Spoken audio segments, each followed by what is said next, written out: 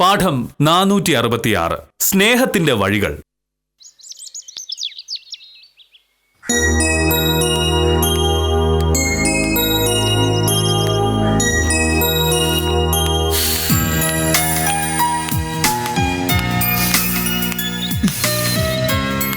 മോഹനേട്ടാ, രാധ എവിടെ? അവളകത്ത് അമ്മാവനുമായിട്ട് ഫോണിൽ സംസാരിച്ചോണ്ടിരിക്കുക. ഒരു ദിവസം 1 മണിക്കൂറെങ്കിലും സംസാരിക്കും. ഇതിന് മാത്രം സംസാരിക്കാതിരിക്കുന്നു? അതല്ലേ മോഹനയുടെ രസം. ഇവിടെ നടക്കുന്ന കാര്യങ്ങൾ വള്ളി പുള്ളി വിടാതെ അവൾ അമ്മാവനെ വിളിച്ചു പറയും. രാവിലെ എഴുന്നേക്കുമ്പോൾ മുതൽ ഉറങ്ങുന്നവരെയുള്ള കാര്യങ്ങൾ. അവളുടെ ഒരു പ്രത്യേക സ്വഭാവമാണ്.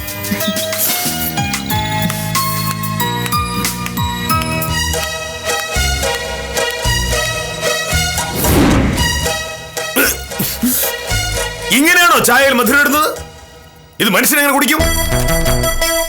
എന്നോടുള്ള വാശിക്ക് നീ മനഃപൂർവ്വം ചെയ്തല്ലേ ഭാമേത്? മോഹനേട്ടൻ എന്തിനാ ആവശ്യമില്ലാത്ത കാര്യങ്ങൾ പറയണേ? ആ ചായയിൽ പഞ്ചസാര കൂടുതലൊന്നുമില്ല എന്ന് നീ പറഞ്ഞാ പോരല്ലോ. ഇത് കുടിച്ച് മനുഷ്യന് വല്ല അസുഖം വന്നാലോ? അത് മാത്രമല്ല, പഞ്ചസാരക്കൊക്കെ ഇപ്പൊ എന്താ വില എന്നറിയാമോ? പഞ്ചസാര വാങ്ങാൻ കാശ് മുടക്കാൻ വയ്യെങ്കിലേ പഞ്ചസാര ഇടാതെ ചായ കുടിക്കണം. അല്ലാതെ വെറുതെ എന്റെ മെക്കിട്ട് കയറിട്ട് യാതൊരു കാര്യമില്ല. പ്രശ്നം ഇവിടെ വരും. ഭാമ ഉണ്ടാക്കിയ ചായയാണ്. നിറയെ പഞ്ചസാര വാരി തട്ടിയിരിക്കുക. എങ്ങനെ കുടിക്കും മനുഷ്യൻ? ഈ ചായയിൽ പഞ്ചസാര ഇട്ടത് ഞാനാ. വെറുതെ ഭാമയെ കുറ്റം പറയണ്ട. രാധേ, ആ ചായയിൽ ഒട്ടും പഞ്ചസാര കൂടുതലില്ല. എന്നോട് വഴക്കുണ്ടാക്കാനായി മോഹനേട്ടൻ കാരണം കണ്ടുപിടിക്കുന്നതാണ് ഇതൊക്കെ. ഈ അഭ്യാസം ഞാൻ കാണാൻ തുടങ്ങിയിട്ട് കാലം കുറെ ആയല്ലോ. കഷ്ടമാണ് മോഹനേട്ട. വെറുതെ എന്തിനാ ഭാമയോട് ഇങ്ങനെ ദേഷ്യപ്പെടുന്നേ? അതൊരു പാവാ. ഭാര്യയോട് സ്നേഹമുള്ളവര് ഇങ്ങനെയൊന്നും ചെയ്യില്ല.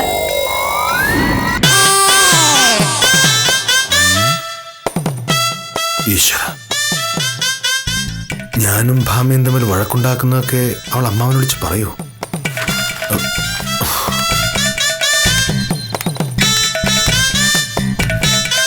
ശരി അച്ഛാ, ഞാൻ വൈകിട്ട് ട്രെയിനിങ് കഴിഞ്ഞ് വന്നിട്ട് വിളിക്കാം.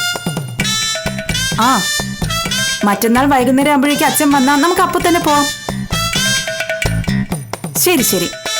ഓ, ഇനിയും പറയാൻ ഒരുപാട് വിശേഷങ്ങളുണ്ട്. അത് വൈകിട്ട്.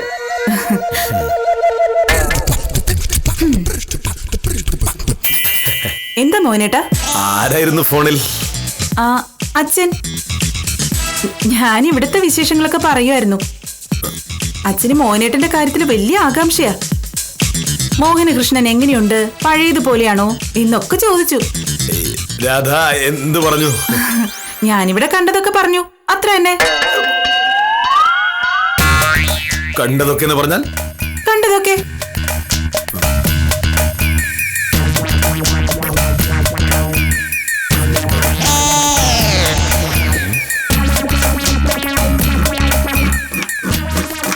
അമ്മേ, നീ പറഞ്ഞ സത്യ. രാധ ഇവിടെ നടക്കുന്നൊക്കെ അമ്മാവനെ വിളിച്ച് പറയുന്നുണ്ട്. എല്ലാം കേൾക്കുമ്പോ അമ്മാവനെന്ത് വിചാരിക്കും? എന്നെ പറ്റിയൊന്നും വിചാരിക്കാനില്ല. കാരണം ഞാൻ അനാവശ്യമായിട്ട് ഒരു വഴക്കം വരാറില്ല.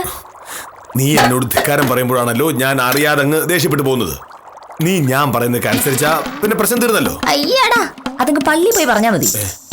മോഹനേട്ടൻ പറയുന്നതൊക്കെ ഞാൻ അനുസരിക്കുമെന്ന് ഉറപ്പ് വന്നിട്ടുണ്ടെങ്കിൽ മോഹനേട്ടൻ ആദ്യം എന്നോട് പറയാൻ പോകുന്നതേ പോയി കിണറ്റി ചാട എന്നായിരിക്കും. അങ്ങനെയൊന്നും ഞാൻ പറയില്ല. എന്തായാലും രാധ പോകുന്നവരെ നമ്മൾ തമ്മിൽ ഒരു വഴക്കുണ്ടാകാൻ പാടില്ല. അത് മോഹനേട്ടൻ വിചാരിച്ച മാത്രം നടക്കുള്ളൂ. ഞാൻ കുറച്ച് വിചാരിക്കാം, കുറച്ച് നീ വിചാരിക്കണം. നമ്മൾ തമ്മിൽ ഭയങ്കര സ്നേഹമാണെന്നും ഇതുവരെ ഒരു കുഴപ്പം പോലും ഉണ്ടാക്കിയിട്ടില്ലെന്നുമാണ് നാട്ടുകാർ വിചാരിച്ചിരിക്കുന്നത്.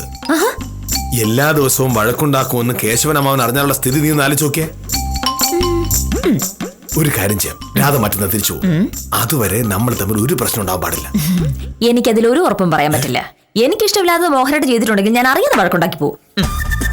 നിനക്ക് എങ്ങനെ വഴക്കുണ്ടാക്കണം തോന്നിയാലും 2 ദിവസത്തേക്ക് ഇത് പുറത്താണിക്കായിരുന്നൂടെ? നമ്മൾ തമ്മിൽ ഭയങ്കര സ്നേഹമാണെന്ന് അഭിനയിക്കണം. എനിക്ക് തന്നെ ആവശ്യം എന്താന്ന് എനിക്ക് മനസ്സിലാവാത്തത്.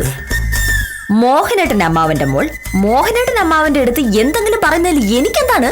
എനിക്ക് ഒരു പ്രശ്നമില്ല. അതുകൊണ്ട് മോഹനേട്ടൻ തന്നെ അഭിനയിച്ചാ മതി. അതെ, എത്ര ദേഷ്യം വന്നാലും മോഹനേട്ടൻ നിയന്ത്രിക്കണം. അപ്പൊ എനിക്ക് വഴക്കുണ്ടാക്കേണ്ടി വരില്ല. ആ ഞാൻ പറയുന്നത് എന്താ വെച്ചാ- എന്താണ് ഭാര്യയും ഭർത്താവും അടുക്കളയിൽ നിന്നൊരു ചർച്ച? ഏയ് ഒന്നുമില്ല, ഞങ്ങളെ ഈ ലോക കാര്യങ്ങളൊക്കെ പറഞ്ഞുകൊണ്ടിരിക്കുകയാണ്. ഞാനെപ്പോഴും ഇങ്ങനെയാ, ഭാമ അടുക്കളയിലാണെങ്കിൽ അടുക്കള വന്ന് ഇങ്ങനെ ഓരോന്ന് പറഞ്ഞുകൊണ്ടിരിക്കും. അടുക്കള ജോലി തനിയെ ചെയ്യുമ്പോ ബോറടിക്കുമല്ലോ, അത് ഒഴിവാക്കാനാ. അതുകൊള്ളാം, ഞാൻ അത്രയ്ക്കൊന്നും കരുതിയില്ല. ഞാനും അല്ലേ, ഇതൊക്കെയല്ലേ ജീവിതത്തിൽ രസം അല്ലേ ഭാമേ? രസം ഉണ്ടാക്കുന്നത്. പിന്നെ ഇതാണ് ജീവിതത്തിലെ ഏറ്റവും വലിയ രസം. കുളിക്കാനൊന്നും പോകുന്നില്ലേ? അല്ല, ആഫീസിൽ പോകാനുള്ള പരിപാടിയൊന്നും കാണുന്നില്ല. അല്ല, നിന്നോട് സംസാരിച്ചുകൊണ്ട് നിൽക്കുമ്പോ ആഫീസിൽ പോകുന്ന കാര്യം പോലും ഞാൻ മറന്നു പോകുന്നു ഭാമേ. ആദ്യം ഭാര്യ പിന്നെ ജോലി എന്നാണല്ലോ. ഇന്നലെ അങ്ങനെയല്ലല്ലോ പറഞ്ഞത്. ഇന്നലെ വെറുതെ രാധയെ പറ്റിക്കാൻ വേണ്ടി പറഞ്ഞല്ലേ.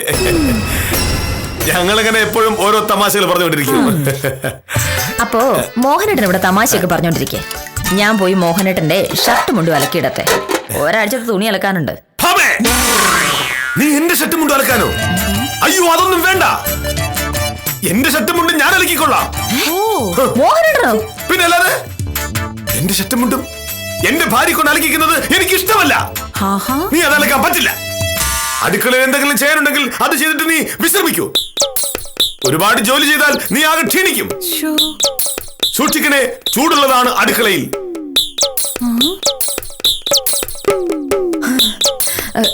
ഒരു മിനിറ്റ്. അതെല്ലാം വിശ്വസിച്ചു. മോഹനേട്ടാ, എന്താ അവിടെ നിങ്ങൾ പറഞ്ഞിട്ട് പോകുന്നത്? ഷർട്ട് മുണ്ട് മോഹനേട്ടൻ തന്നെ അലക്കിടുന്നു. അതെ. എന്താണ് സാറിന്റെ ഉദ്ദേശം? എനിക്ക് നിന്നോട് ഭയങ്കര സ്നേഹമാണെന്ന് രാധ ഇപ്പൊ വിശ്വസിച്ച് കാണുമല്ലോ.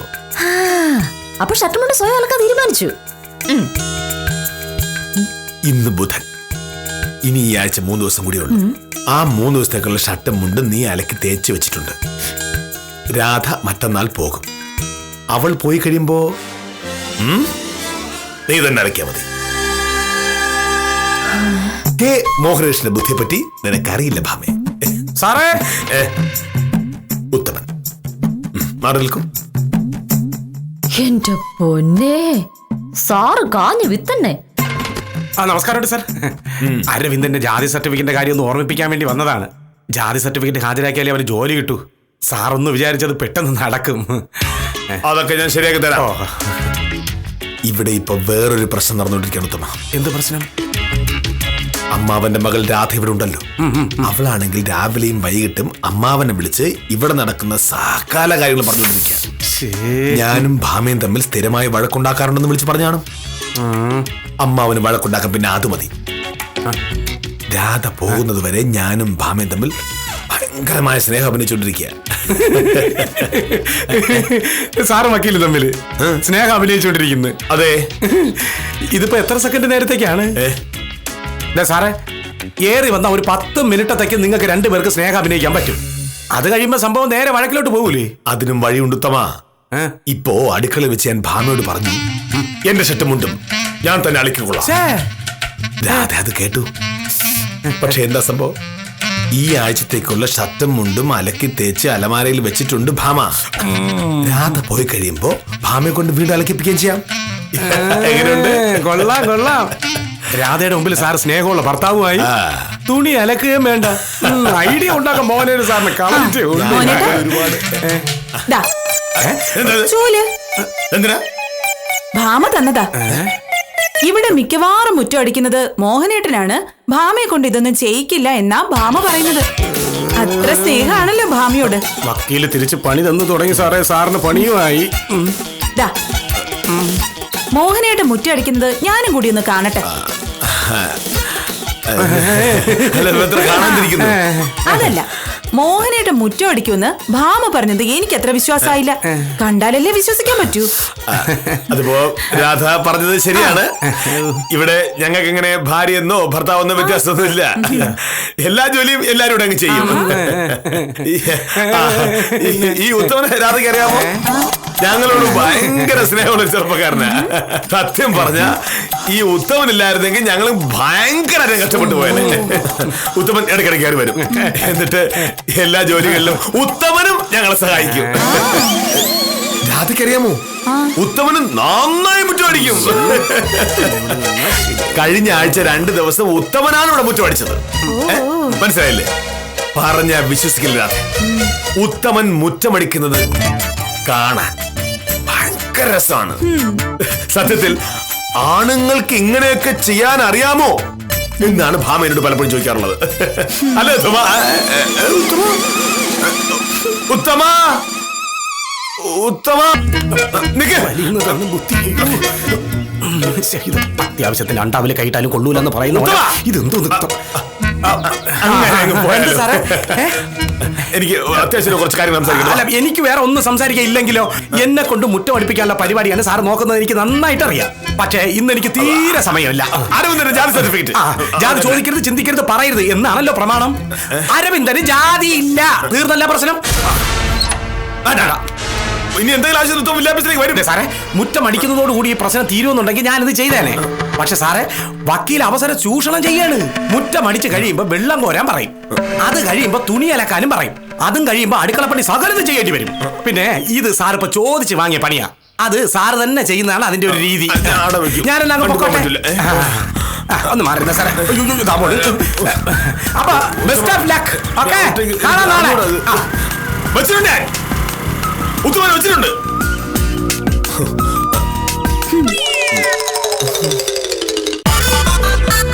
എന്തേ മുറ്റം അടിക്കുന്നില്ലേ? മുറ്റടിക്കണം, മുറ്റടിക്കാൻ പോവാ. ഓ,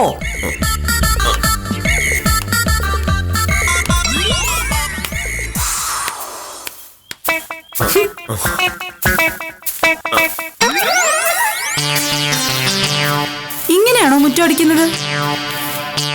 ഇങ്ങനെ മുറ്റടിക്കാമല്ലോ. ഇങ്ങനെയൊക്കെ മുറ്റടിക്കാൻ നിയമമൊന്നുമില്ലല്ലോ. ഓ,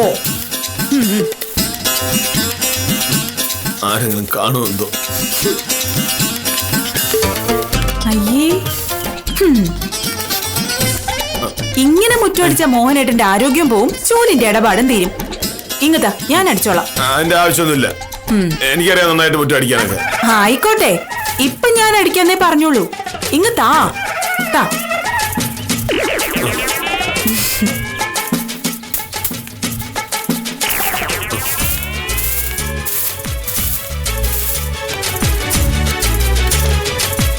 നീ എന്താ അവസരം ചൂഷണം ചെയ്യണോ?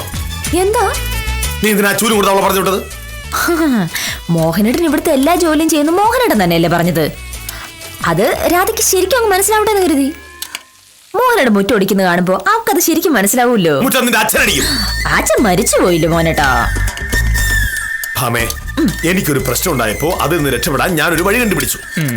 പക്ഷെ ആ വഴി ഉപയോഗിച്ച് എന്നെ കൊണ്ട് വീട്ടുജോലി മുഴുവൻ ചെയ്യിപ്പിക്കാനുള്ള ധാരണ നിനക്കുണ്ടെങ്കിൽ അത് വെറുതെ നോക്കിയോ.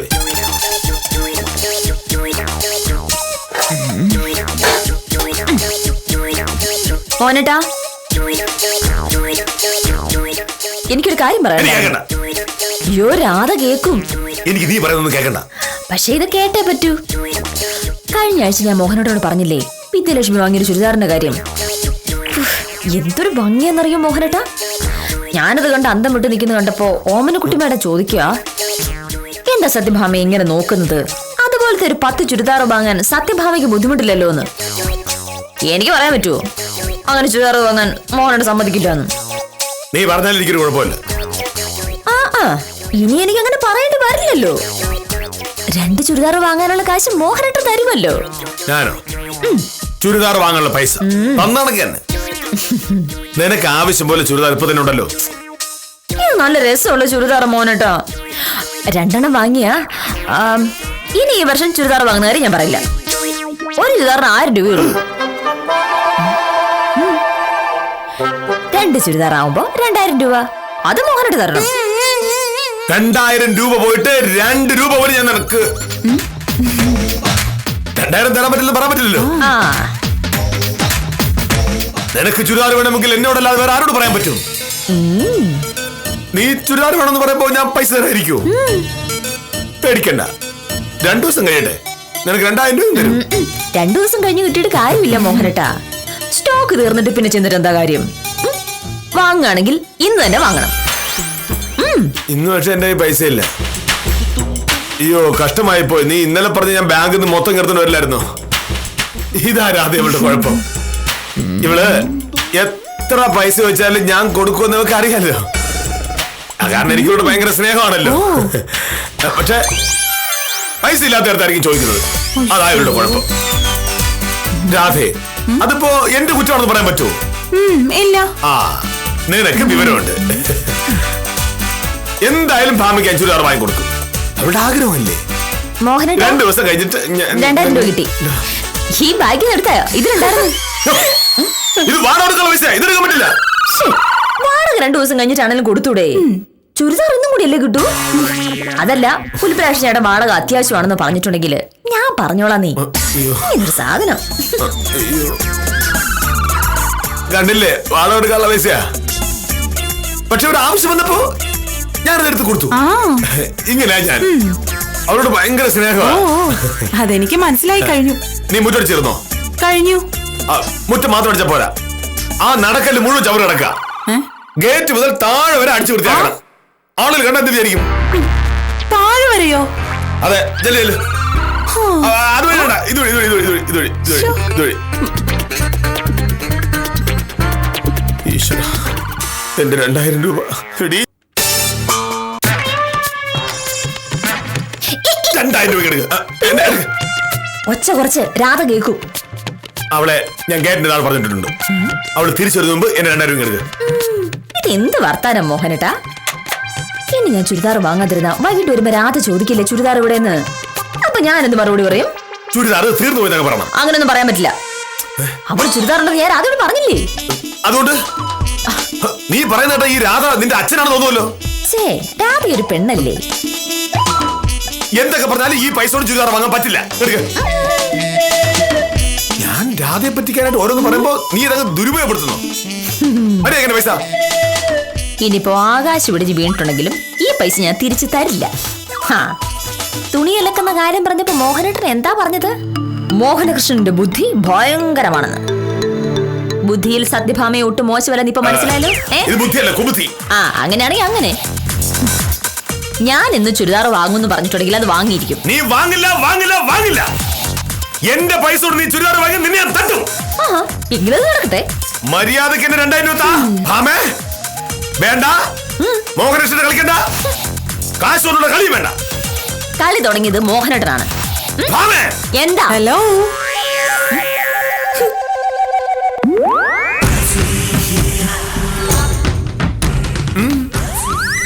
ഞങ്ങൾ വഴക്കുണ്ടാക്കുന്നല്ല, വെറുതെ ഓരോ കാര്യങ്ങൾ ഞങ്ങൾ ഇങ്ങനെ പറഞ്ഞുകൊണ്ടിരിക്കുകയായിരുന്നു.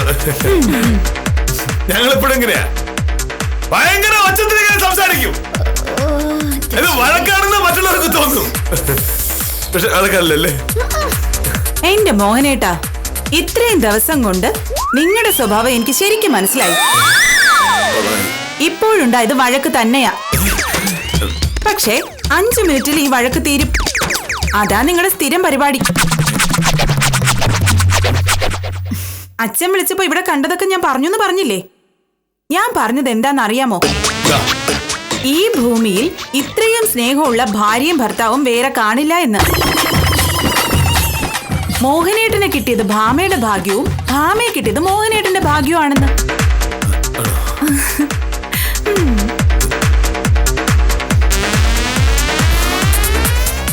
എല്ലാത്തിനും നീയാ കാരണം. നീയല്ലേ പറഞ്ഞത് ഇവിടെ നടക്കുന്നൊക്കെ രാധ അമ്മയോട് വിളിച്ച് പറയുന്നത്? ഞാൻ പറഞ്ഞത് സത്യമാണല്ലോ. ഇവിടെ നടക്കുന്ന ശരിയായ കാര്യങ്ങളാണ് രാധ അമ്മാവനെ വിളിച്ച് പറഞ്ഞത്. നമ്മൾ രണ്ടുപേരും എപ്പോഴും വഴക്കാണെന്നുള്ളത് നേര് തന്നെയാണ്. പുറത്തുനിന്നൊരാൾക്ക് നമ്മൾ ഭയങ്കര കുഴപ്പക്കാരാണെന്നും തോന്നും. പക്ഷേ വഴക്ക് കഴിയുമ്പോ നമ്മൾ കൂട്ടുകൂടുന്ന കാര്യം അധികം ആർക്കും അറിയില്ലല്ലോ. രാധയ്ക്കത് മനസ്സിലായി. അതുകൊണ്ട് അവള് കണ്ട കാര്യങ്ങളുടെ സത്യാവസ്ഥ വിളിച്ചു പറഞ്ഞു. അപ്പൊ എങ്ങനെയാ, അടുത്ത വഴക്ക് തുടങ്ങുന്നവരെ കൂട്ടുകൂടും അല്ലേ? കൂട്ടുകൂടാം, പക്ഷേ ഈ 2000 രൂപ തിരിച്ചു വേണം. അല്ലെങ്കിൽ ഞാനത് തിരിച്ചറിയാതിരിക്കും മോഹനേട്ടാ. വാടക കൊടുക്കാൻ വെച്ചിരിക്കുന്ന കാശ് എടുത്ത് ചുരിദാർ എടുക്കാൻ മാത്രം ആർത്തിക്കാരിയാണോ ഞാൻ? വാടക നില തന്നെ കൊടുത്തതാ. ആഹാ, എന്തായാലും ചെറിയ മഴക്കുണ്ടാക്കിയല്ലേ. ചുരിദാർ വാങ്ങിച്ചോ. നീ ചുരിദാർ വാങ്ങിച്ചോളൂ. അപ്പോ രാധയുടെ കണക്കൂട്ടല് കറക്റ്റ് ആയിരുന്നു. നമ്മൾ തമ്മിൽ ശരിക്കും ഭയങ്കര സ്നേഹമല്ലേ? മോഹനകൃഷ്ണനും സത്യഭാമയും തമ്മിലുള്ള സ്നേഹത്തിന്റെ ആഴം അവർക്കറിയുന്നതിനേക്കാൾ മറ്റുള്ളവർക്ക് മനസ്സിലാവും എന്നതാണ് തമാശ.